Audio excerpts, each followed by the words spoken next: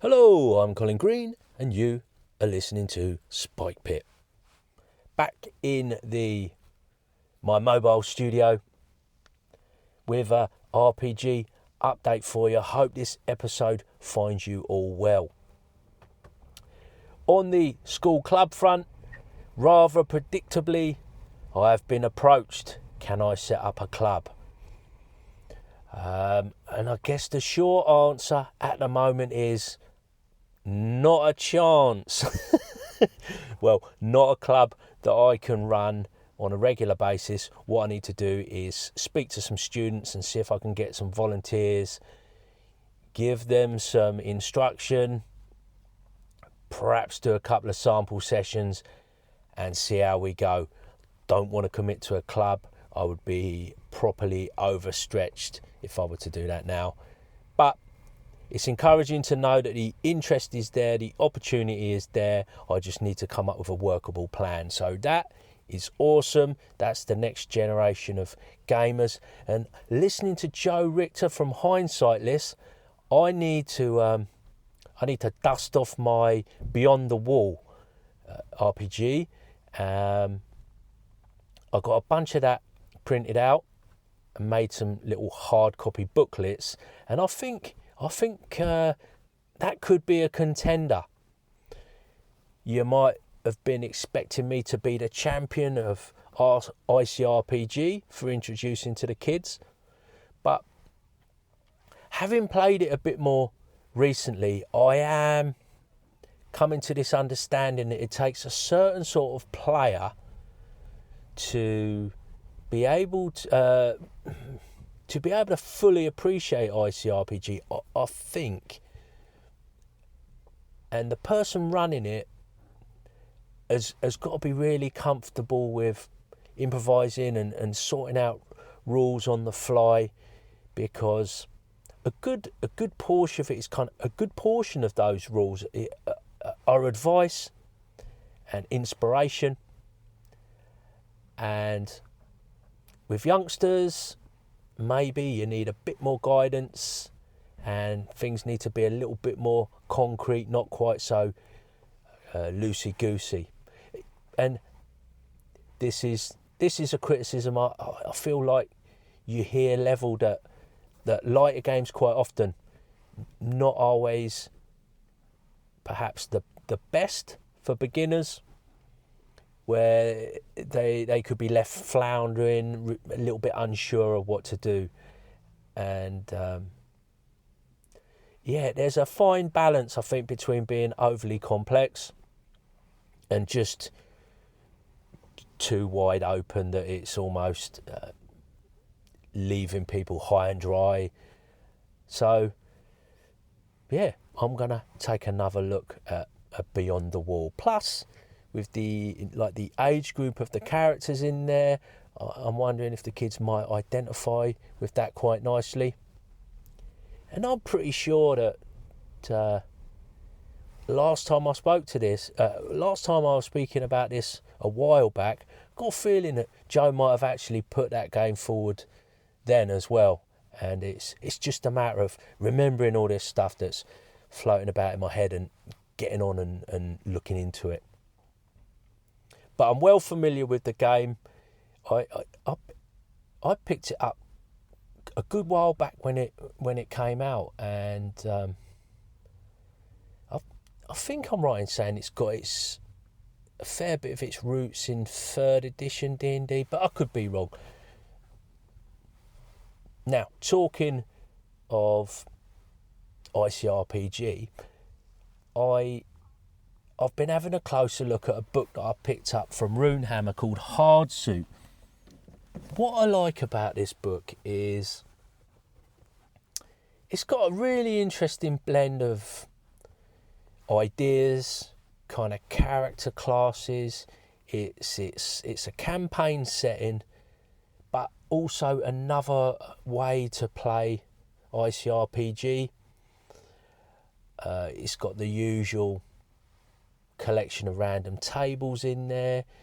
It talks about this new idea of how to deal with a kind of a Runehammer style of hex crawl, if you like, something called Voyages.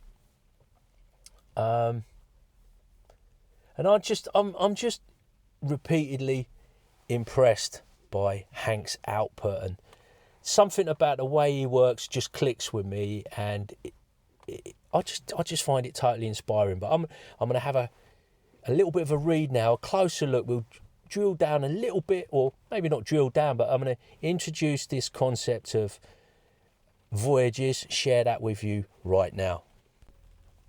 Playing through adventures in any TTRPG is a storm of options and approaches. Some prepared ahead of time, some created by players in the moment, some improvised in response. The power of tabletop gaming is that no path is enforced, no limit substantive. That said, a total absence of structure can also be taxing and no fun. Between the morass of total freedom and the artificiality of the railroad lies the voyage.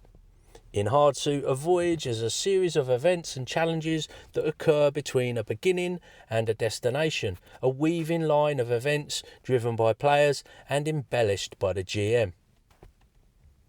So basically, that's the intro blurb. He calls it Between the Railroad and the Sandbox. Then he goes to explain the three elements of the voyage. That is the journey, the surprise, and the challenge. He does like things broken down into threes, and that is something that is repeated often throughout ICRPG, and I really appreciate that, because you get beyond three things and my old brain starts to struggle. It's quite an admission, considering now I'm teaching kids. I should be able to do a little bit better than that. But who knows? Perhaps these youngsters will sharpen me up a little bit. Well, that's the hope anyway. What I lack in memory, I hope to make up for in enthusiasm. But I digress. So, the journey then. The journey. Heroes are set in motion to a destination with a specific purpose. They travel, they meet obstacles, they detour, they fight. Then we got the surprise. At some point, something is not what it seems, and a deeper truth is revealed. Things are worse than imagined. And then finally, the challenge. To resolve the voyage, heroes must confront and defeat the dark forces behind it all. If they ignore this, or fail to stop it, the really bad stuff will be unleashed. And I can understand you might be saying, well, this is nothing amazing. It's the beginning, the middle and the end. But for me, it's just summed up nicely. It's half a page of A5. And then he's taken the idea, and in the book he's got a number of sample voyages, each a page, broken into those three categories.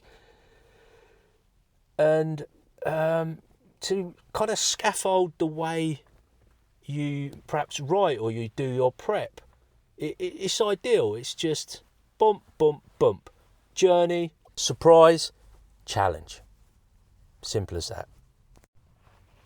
So I did say that part of the rules that Hank has introduced here is how he handles the hex crawl. Now, the voyage is not a replacement for the traditional hex crawl. It's just it's like the main story element in Hardsuit, or if you're playing in the manner suggested in this book.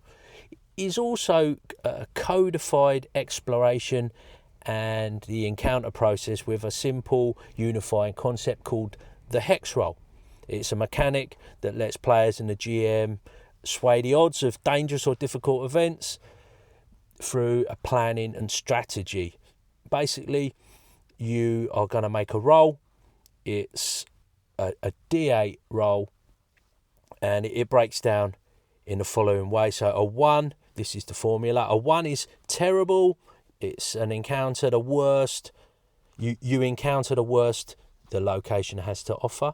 A 2 to 4 is simply described as bad stuff, so danger appears or the ground's giving way or bad weather. 5 is neutral, so it's a quiet afternoon, uneventful and few passers by. 6 to 7, minor boons, NPCs met or supplies discovered. And 8 is described as rare luck, destination is reached, help received or kindness found. It's not going to be unfamiliar. It's not an unfamiliar kind of idea, this idea of a hex roll, I guess, for players that have been playing for a long time. Reminds me a little bit of reaction rolls and the like, or just any sort of random encounter. But once again, I just kind of like the way he's decided to go for a D8, not a massively used dice, perhaps. Quite often we're seeing D6s and D20s, a lot more than that. D8 gets used as a hit die, but how often are you really rolling hit dice? I don't know, who cares? I mean, it's just a randomizer, but if you like your dice and you like to see the different dice getting out, a little bit of novelty there perhaps. And then he is just suggesting that you're doing a simple, if there's a positive factor influencing the hex roll, you add +1. If there's a negative, you subtract 1. And you're not getting into nitty-gritty adjustments. It's just really, generally this is positive. Generally that situation is negative. You know, if it's to do with navigation, you've got kind of some skill in the matter, you've got a positive bonus. If conditions are poor, you got a penalty. It's rarely rocket science in these books, but there's something about the direct simplicity of the way this stuff is written that just appeals to me. Another thing, and I know I'm a bit of a Runehammer fanboy, but you know, it's just what I want to talk about. I'm enthusiastic about it. I've read it yesterday, so I'm sharing a little bit of that enthusiasm with you now. He's got statless monsters. There's a simple D20 table. You can chuck it in with any other ICRPG tables or whatever system. I mean, once again, this has got potential to bolt onto, you know, your favourite system. Statless monsters, just a colourful description with some ideas on how to run them. A few paragraphs for each, perhaps a quarter to a half a page, and you're done. No stats, and he uses I forget what he calls it now, but you just. Now, I saw this as an optional variant in something to do with D&D, and I've sort of seen it in other games, but your monster will, say, for example, when making some kind of test or combat roll, you roll your D20 and then you just add a random bonus. So say you're going to use a D6 bonus dice with a monster.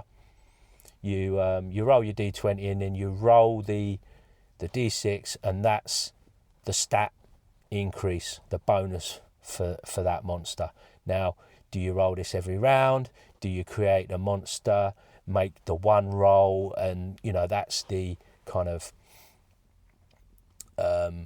that's there for the duration. So like you meet a band of orcs and you roll this stat bonus die, and that then from that point on says, you know, this band of orcs are like this. The next time you meet the orcs, you're rolling again.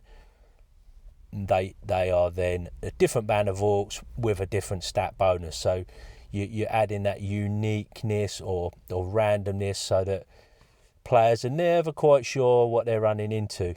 I can see you using this in different ways. And of course, it means you're not having to refer to stats, keeps things nice and free-flowing, keeps the pace of the game going. But this is not going to be for everyone. He's also in this book introduced sorcery. So previously we've had arcane magic that works off of intelligence, I forget what he calls divine. I think it's divine magic works off wisdom. He's now introduced sorcery, and that is using con, and it's a bit more mercurial, shall we say. And of course, I'm neglecting the elephant in the room, which is the hard suit. Now, he is at pains to mention a hard suit is not a mech, but if you think about a mech, make it a lot more mysterious and less technological. It's kind of a suit, or the concept is that it's a suit. It's fairly organic, mysterious type of technology. It's about 3 times the size of your average character. You have various different types of frames, and then these are adapted by parts that bolt onto these frames. And I don't want to spoil too much of this book, and I haven't tried out these rules, but I think it's a really good product. He sells it as it's one of the books he's most proud of. Obviously, it's his creation, but I take my hat off to him, and I think he's made a really good job of it. Obviously, your mileage may vary, but if you're at all interested, I urge you to check it out. I believe you can check it out a PDF version for free. I can't swear to that, but failing that, you always get good value with Hank. And I'm going to call that a wrap. I want to say a big thanks to my patrons, giving me a bit of encouragement over there on the Spike Pit Patreon. Their generosity is much appreciated. And I want to say a thanks to you, the listener, for taking a bit of time out of your day to listen to old Spike Pit. Take care, and I'll catch you later. I simply couldn't hit the publish button without a little addendum. Listening back to this recording, there is an embarrassing amount of filler words, ums and ers. Clearly, I'm rusty, and my apologies if it's a bit too much for you. I will endeavour to do better next time. However, life is too short to go back and edit all that stuff. It will just mean scrapping the episode, and I don't really want to do that. So, oh well, perfection is the enemy of done.